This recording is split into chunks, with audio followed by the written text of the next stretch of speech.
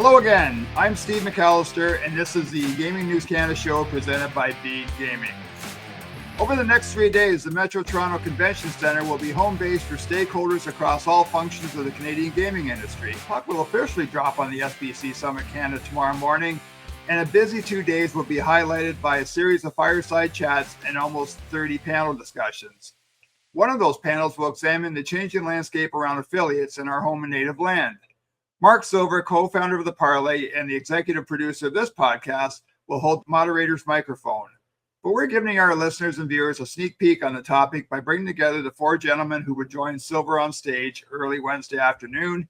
So without further ado, we welcome the head of affiliate marketing for Bet99, Andrew Garvin, the chief executive officer of Hot Take Sports, Tyler Amaro, the co-founder of Limemate, Calvin Kanya, and the former vice president of global operations and media, and now the proprietor of his own consulting business, Keith Geary. And Keith comes from Game Lunch.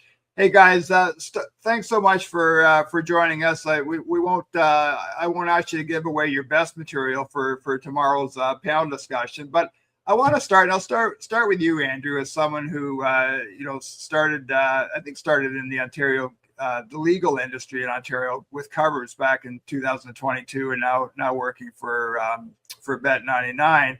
But would just like to get your guys' thoughts on the state of the industry in Canada right now. I think there's tends to be a lot of I guess for lack of a better word, there's a fair bit of negative coverage right now around the industry. Here in Canada, a lot of talk about sports betting advertising. Responsible gaming. In the U.S., we kind of see, predict. I don't think you can go 5 minutes if you follow the gambling industry without hearing prediction markets being tossed around. But Andrew, I'll start with you. Just your general thoughts on this industry right now. Yeah, thanks, Steve. I think number one takeaway is that it's working, right? Like, we're 5 years into a legal market. It's thriving. We have number of regulated operators in Ontario. If you look at the early kind of excitement around Alberta, pre-registrations have been really strong. From an RG standpoint, I think there's been some really solid guidelines in place. If you kind of look at some of the concerns around integrity, I think when it came to, an incident in the NBA, if it wasn't for the legal market, that would have gone undetected, right? I think there's winners and losers, and there's, the dust is going to settle. And I understand some of the criticism around marketing, but I think there's going to be a correction as well there too, right? Like I think the land grab, especially in Ontario, is over. I think marketing strategies are changing. It's not just about slapping your logo on everything that you possibly can now. I think it's about smarter investments and the move from acquisition to retention. So it's an exciting time. The World Cup is around the corner. That's an incredible event for our industry. We still have the Montreal Canadiens in the playoffs, which is incredibly exciting for Canadian hockey fans. Blue Jays coming off a World Series run, a lot of interest still there. Like I couldn't believe the crowd the last few nights for the Tampa Bay series. You got almost full houses on a Monday, Tuesday, Wednesday in May, where the temperature was in the kind of single digits. So very exciting time. I've never had more energy, so it's we're looking forward to a great summer and fall at Bet99. Yeah, Tyler? Yeah, thanks, Steve. Thanks for having me on the show today. I think there's a lot to be excited about for sure. I would kind of start with I think there's a lot of sitting around in the affiliate industry, like waiting to see where the puck is going to be.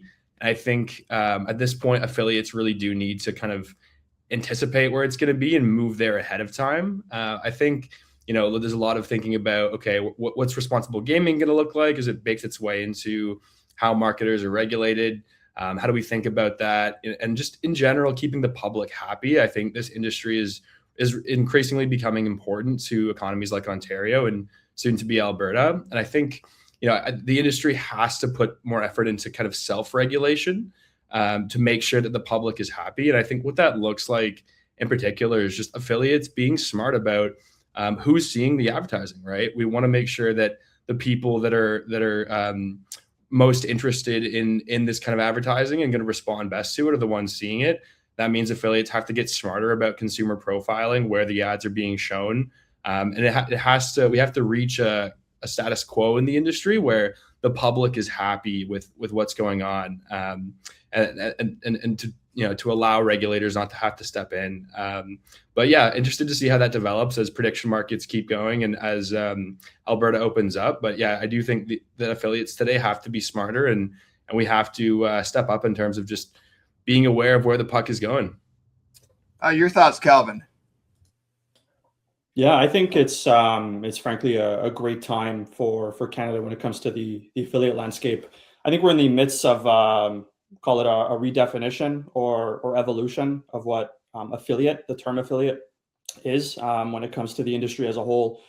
We've seen it in the US, but specifically this time for Canada, it's really gone from what was first centered on colleges like tremendous volume, web-based, SEO, new state opening, just driving as much volume as you could, to now around terms that are more centered on brand, community, trust, data, retention. And I think that's great for the everyday sports fan that's looking to either get started or engage further in the industry, or you're looking at apps like ours at LineMate or even Tyler's at Hot Takes, two great examples that are housing communities of fans that have built trust with ours, that are looking for mobile first, seamless, frictionless, data centered at the core type experiences that I think are very good for not only where the industry is today, but where it's headed.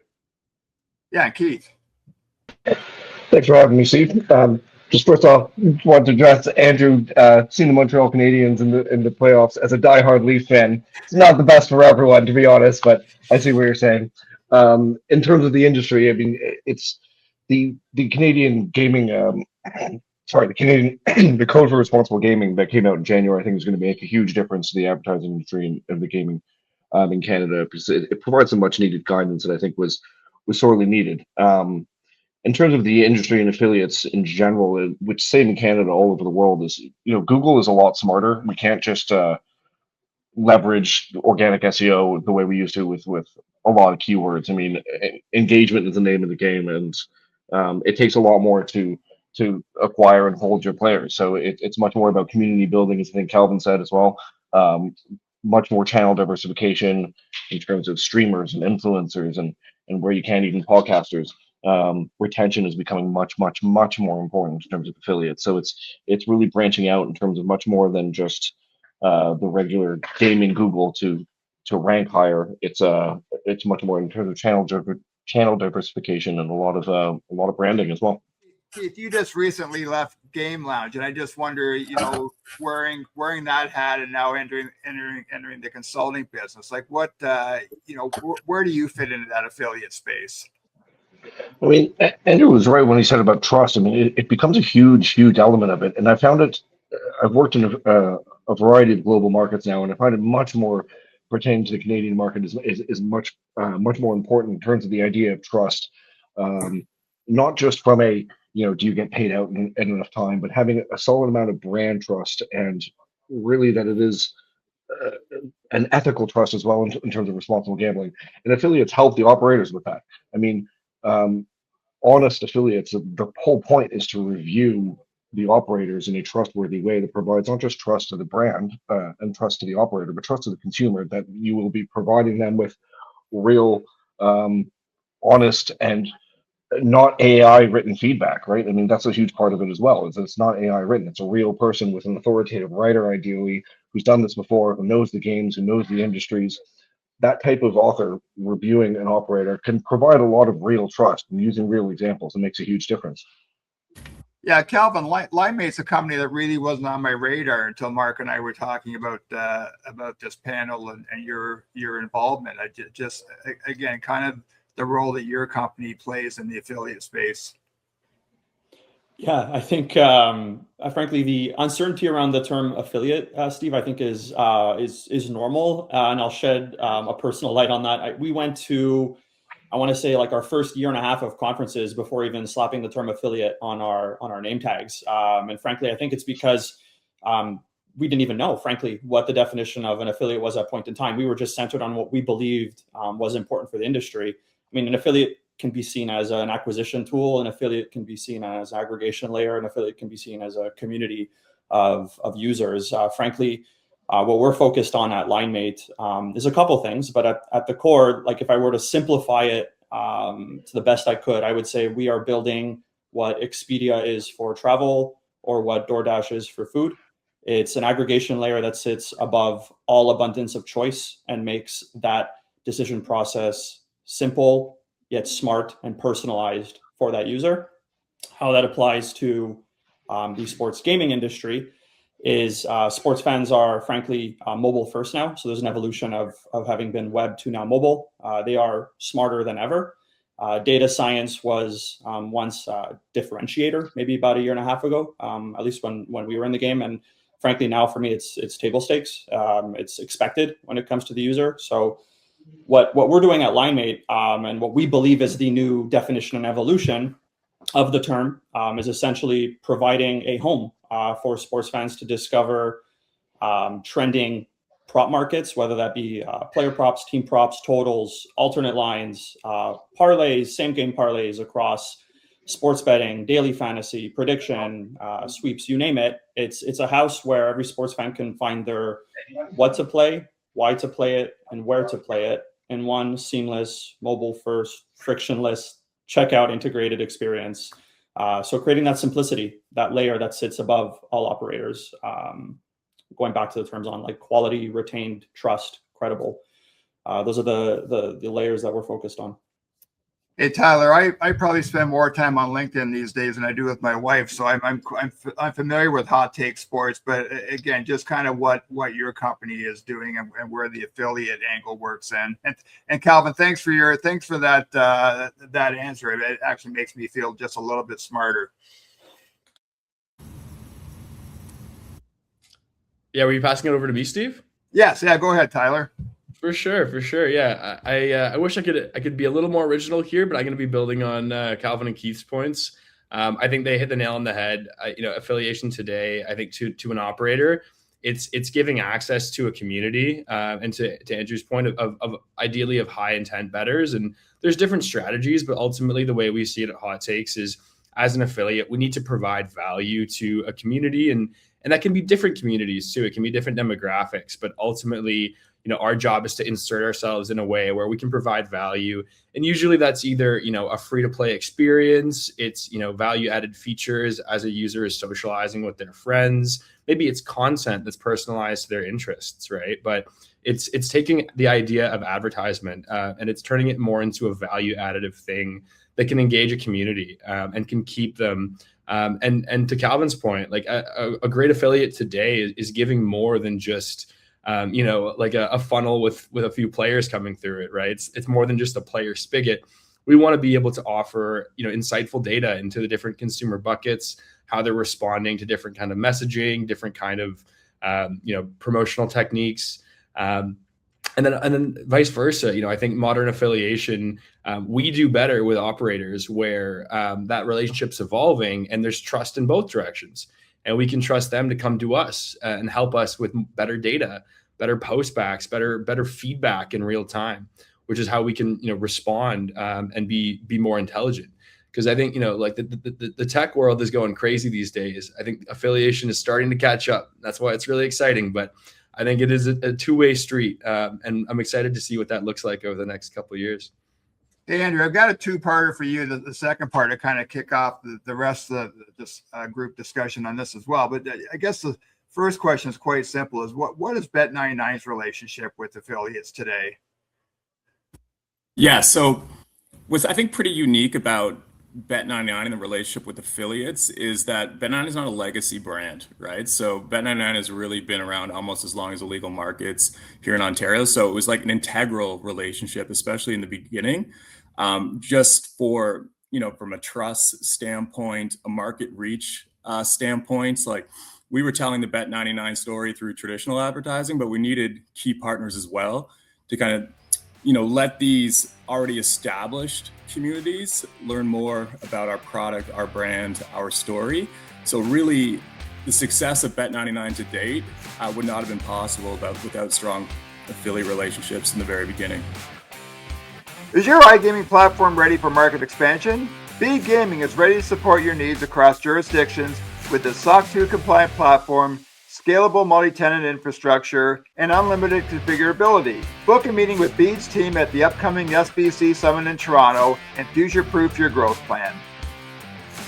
It feels like there has been an evolution of affiliates. You know, when the Ontario market opened in 2022, there was a little bit of confusion in the marketplace. Operators weren't allowed to offer inducements until you registered for a sportsbook account. So if I remember correctly, Andrew, in the early days, I think there were 2 or 3 operators that got fined.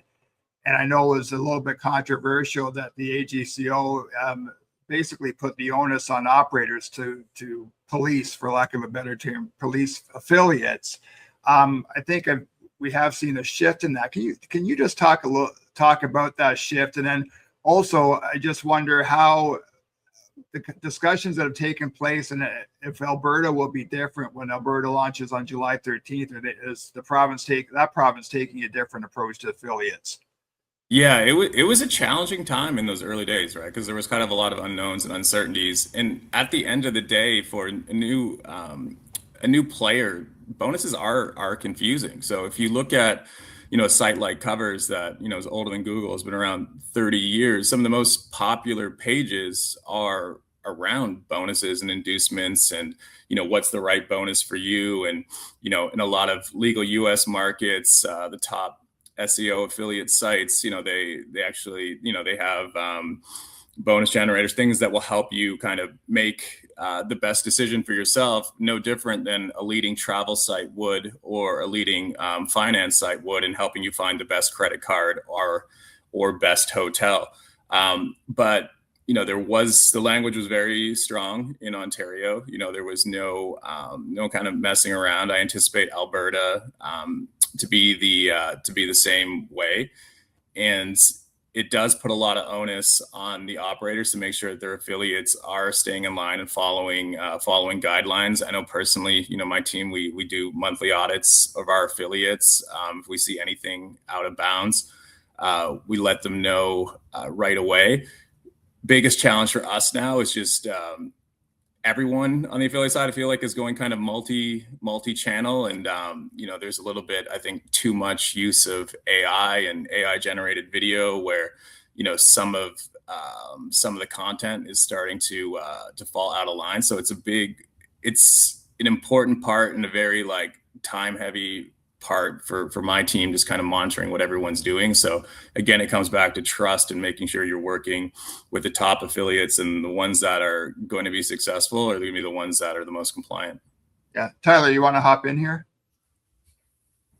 Yeah, I could add to that as well, for sure. I think it speaks to what I was saying earlier a little bit as well about, you know, finding a way to add value. But, you know, even from the operator perspective, our operators much prefer, you know, our higher intent users that don't need a bonus to, you know, get them engaged, right? Like that, those are the players that operators are really after anyways. So I think it almost forces you to think really critically as an affiliate, like, how am I going to provide value and engage these communities without the inducements? So I do think in Ontario and Alberta, like, the markets really force you to get creative, and it adds a little more intrigue to the market. It's not as simple as just throwing up a deposit match advertisement. But yeah, it's very interesting. I'm looking forward to seeing how it develops. And at Hot Takes, I think you know, we're even trying to get, you know, ahead of the game in terms of, you know, our review site on our website. We have a bot that's actually checking our content to make sure in each province and state the review content is lining up to compliance regulations. So we can't even, our site won't even let us publish a Ontario review with an inducement in it anymore, because since we launched this, it's going to catch it before deployment. So there's smart things you can do to you know, like, foolproof yourself a little bit against some of those rules. But it requires investment and it requires time. So I was gonna say, Calvin, as the founder of a company, and to Andrew and Tyler's point, it's got to be one of the pain points running a company, all the different rules and regulations. I mean, not just as we've seen in the U.S. and Canada, that it's not a federally regulated industry. I mean, every state has its own set of rules. Every province has its own set of rules in Ontario. So I assume that's a challenge for a company like Linemate as well. It is, yeah. I'd say, frankly, Steve, it's probably topic number one that's been on my desk for a year and a half now, in terms of a constant sort of decision-making process where I'm like, do I tackle the compliance and legal framework of North America and go direct, and being a direct affiliate, right? And being able to bolster my team to make sure that we're compliant and we're auditing and so on, or do I focus my attention on the so-called evolution I spoke of when it came to like user psychology and adopting that user acquisition and growing into a leader in the space when it comes to like monthly active and daily active users and that ratio, and then frankly just utilizing the infrastructure and the expertise of traditional affiliates in place when it comes to compliance. And that's frankly, like every time I run the analysis, at least until now, that's where we stand, is utilize the infrastructure of the compliance teams, and essentially the legacy that these more traditional affiliates, like the likes of like gambling.com or Better Collective or Katina or Spotlight and so on, right, that have been able to grow their home and whatnot, and then us remain centered as a bootstrap startup on user adoption, the psychology of the user, and redefining essentially, like the reason I'm on a lot of these other podcasts or panels is to really voice what we're trying to achieve in terms of that redefinition of affiliate, right? If that makes sense. Hey, Keith, I'm going to give you the two-parter too to kick this one off. And again, just get you to riff off of what the other fellows have talked about in terms of what you've seen through the industry over the last 4 or 5 years. And then if you had some advice you could give to Dale Nally and Dan Keane and the folks responsible for launching the Alberta market, what would that advice be from an affiliate standpoint? Ooh, bit of a loaded question. I mean, I completely agree with what Calvin just said, and I find it a really, really interesting element of this new growing market, because you're talking about focusing on kind of, correct me if I'm wrong, Calvin, but it seems like the focus between compliance versus almost the user behavior, but they're completely linked and they're both evolving constantly, right? So one definitely affects the other. It's a bit of a chicken and egg situation. What I think will be a lot easier when Alberta launches is, when Ontario launched, I mean, there was a lot of confusion. I think Andrew touched on the confusion that was going on. I had at Game Lounge, we had a partnership with a major Canadian telecommunications company. I won't say which one, but there wasn't just confusion on navigating the regulatory environment. There was a lot of education on our part to them, what affiliates were, what we did, what the gaming industry did, how bonuses work. There was a lot of education going on for all different industries on how to leverage the gaming industry kind of in Canada.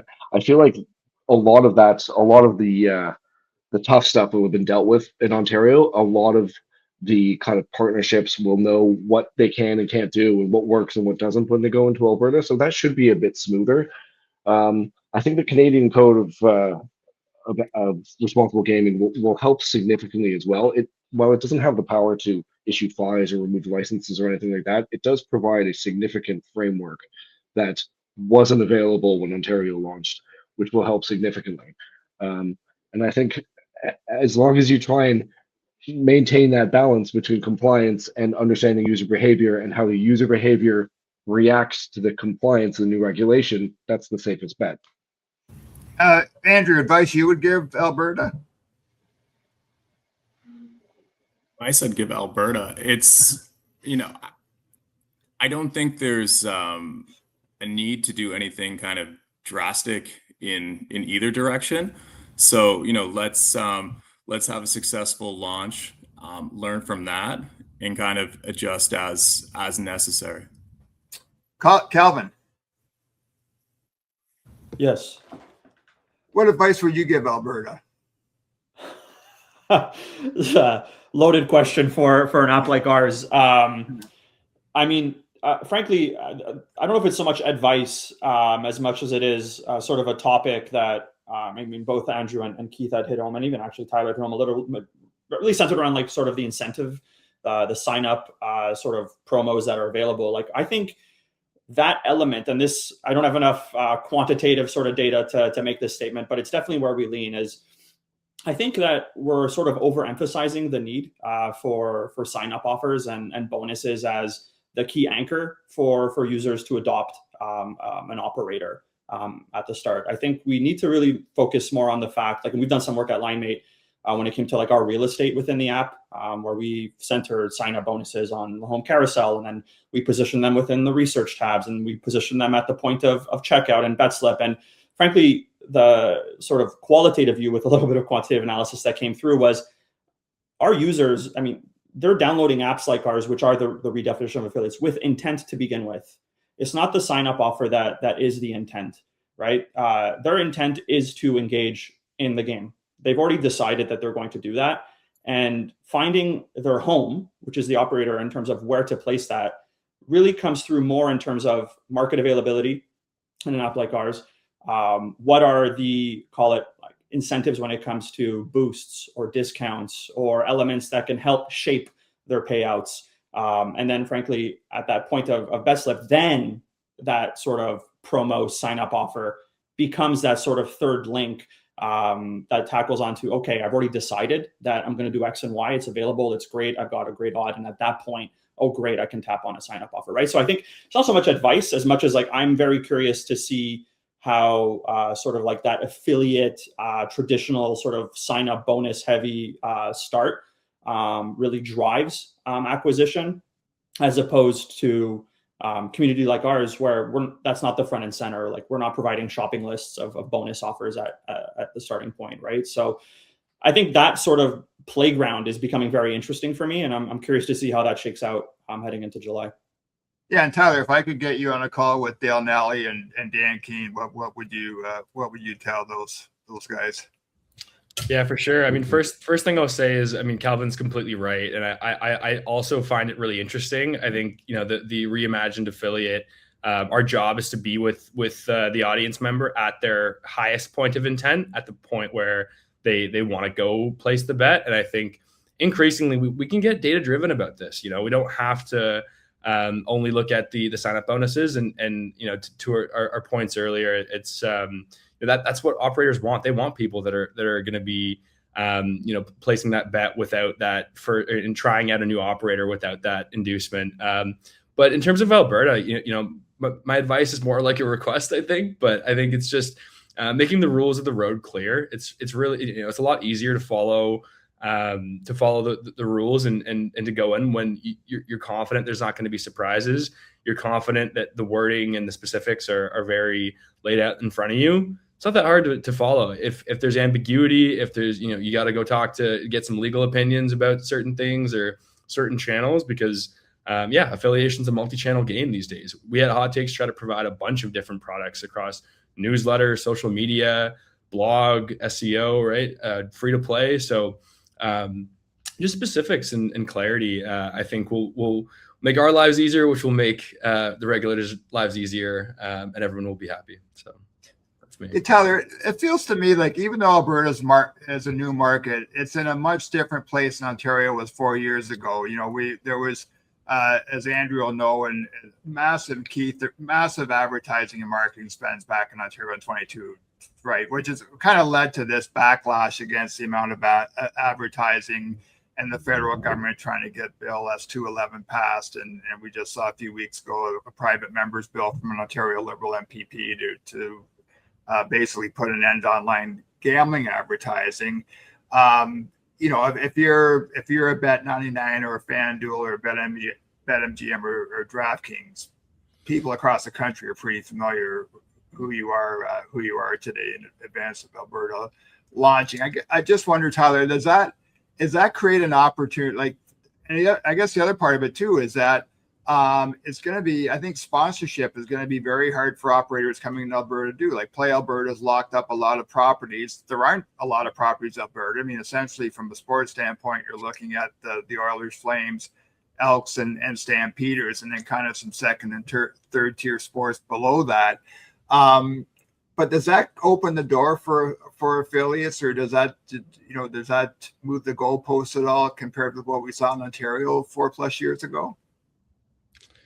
Yeah, I think it does. I think, you know, in general, operators going into Alberta should just be thinking about, you know, what specifically their strategy is, and having that as a core piece of their identity. So what I mean by that is like knowing what demographic are you after actually. You know, are you after a higher market share play and you're going after land, and You just want a bunch of users to try your platform, and the platform will do the selling. Or are you a little more selective about the kind of users that you want on the platform? Are you after a certain niche? I think having that as a core piece of your brand identity is obviously really important. But especially as it relates to Alberta, I think if you're competing with some of these household names, it's going to be a bloodbath. So you really want to know what your primary goal is, and execute it as hard as you can. But if you're going in with multiple goals or multiple niches that you're trying to do simultaneously, good luck. Yeah, Andrew. Yeah, I think the opportunity, like, it's like you said, right? Like, there's the Oilers can only have so many partners. The Flames can have only so many partners. Stampede can only have so many partners. Play Alberta has a very strong presence, and if we can learn a little bit from Ontario, I hope the Oilers and Flames don't slice and dice it to the point where they have 4, 5, 6 different partners, right? Like, I think when you talk about the backlash that you referenced earlier, I think a big reason for that is because of the number of partners that some of these tier 1 properties align themselves with. So I think where there's opportunity for affiliate really is kind of maybe a little bit more non-traditional. I think Canadian cities, Canada in general, is becoming very niche within their communities. Like, if I take a look at Toronto's a city of different niche communities. Edmonton is very different than Alberta. It's very different from Fort McMurray. So I think the affiliates that maybe go a little bit further beyond traditional and tap into local markets are going to have success. Yeah, Calvin? Yeah, I mean, my view would be to reshape the starting point, frankly, maybe a little bullish or selfish, but I'd say Alberta's not an isolated island on its own that hasn't seen the Bet99s or FanDuels or DraftKings or whoever's of the world. They know who they are, and the sports fans are living somewhere. They're living in communities like ours or Tyler's or 10, 15 others that exist out there, from covers and so on. And I think you can run the paid acquisition strategy direct to operator, fight for share of voice when it comes to land grabs and that, and it gets mighty expensive and it kills the P&L. Or you can shape the attention to working directly with these sort of new age affiliates and understand how to seamlessly integrate your operator and what you have available into that ecosystem that is already working with those sports fans in its own way, right? So I'd say there's a tremendous opportunity to sort of like reshape your go-to-market strategy overall, is sort of like what my perspective would be. And I think that's a tremendous opportunity that exists for operators looking at Alberta as a key launch. Yeah, Keith. Yeah, I agree with a lot of what Andrew said. I mean, there's a lot. There's tons of opportunity there. Just because even though the sports teams are maybe slightly limited, Alberta is a big province with a lot of money, and let's not forget a pretty strong gaming culture as well. I mean, if you think of Toronto, there's not a single casino. Calgary has 5. There is a much stronger gaming culture within the Albertan province. And as Andrew said, there's a variety of differences between Edmonton versus Calgary versus Fort McMurray. So there's a lot of opportunities to leverage out. And again, channel diversification, difference of partnerships. It's not just about those few sports teams. There's a lot of other ways we can leverage the user behavior to try and come in and use your product. I mean, affiliates, by nature of this whole conversation and what we've been talking about, need to branch out, need to diversify their channels, and need to build communities. They can leverage these sports teams, absolutely, to start that, but there's still lots of other opportunities, and it's going to force affiliates and operators alike to be much more creative and how they seek out these partnerships and how they acquire their players. They have to be more creative to stay relevant. Hey guys, last question, and I'll start with you, Calvin. I mean, there's so many conferences that go on in this industry around the world right now. It makes me wonder, like, why come to Toronto this week, and what are the conversations you're hoping to have, or what is it you're hoping to hear over the next couple of days? Yeah, I'd say I've been to quite a few, and what I enjoy about SBC Canada and Toronto is more like the lack of a better word, sort of intimacy of the conference.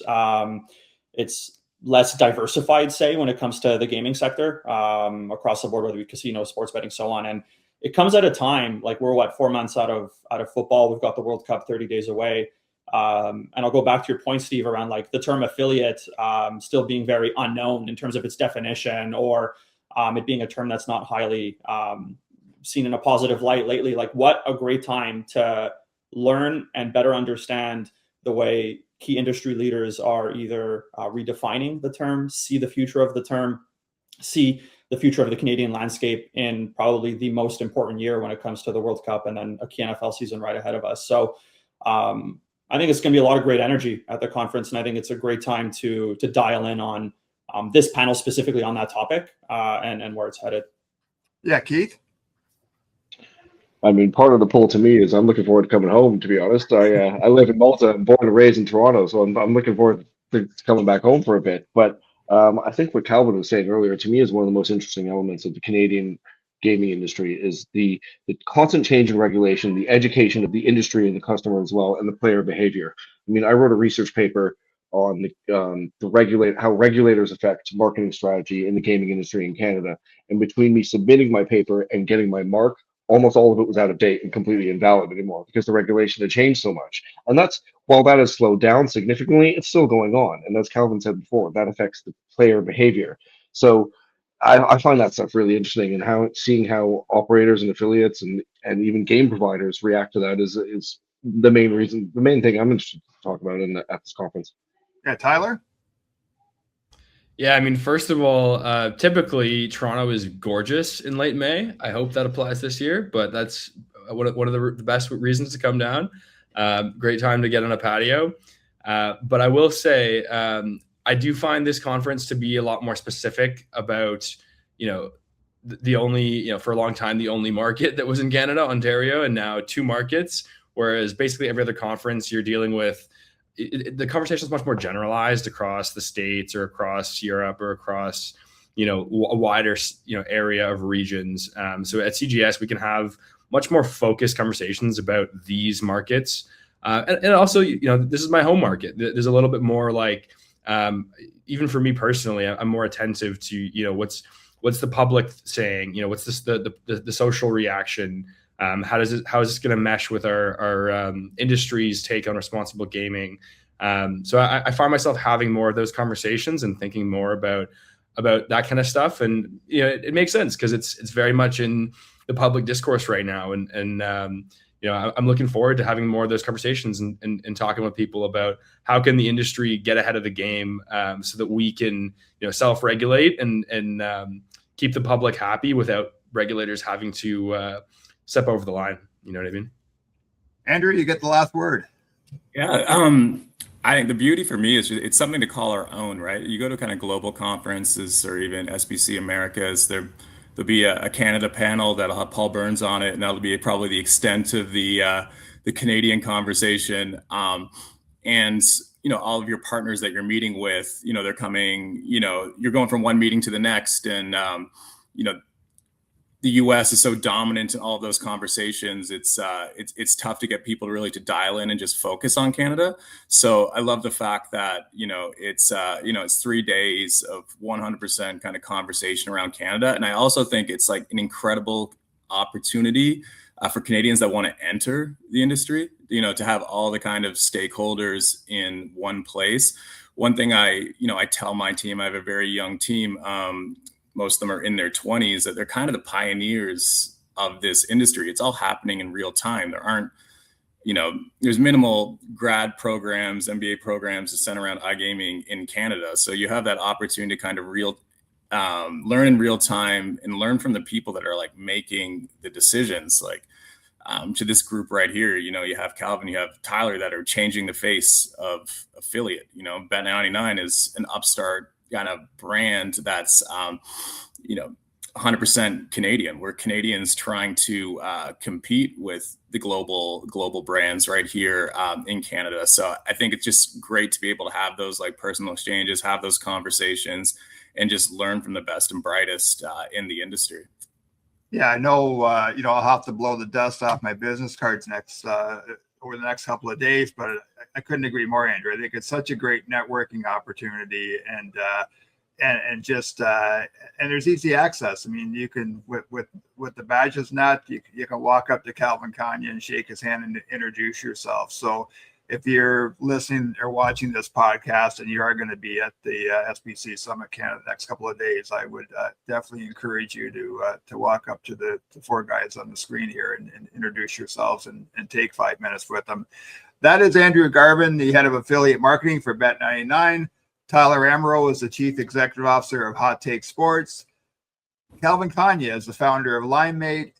And Keith Geary is the former vice president of global operations and media, who's coming home. Hey guys, thanks so much for doing this.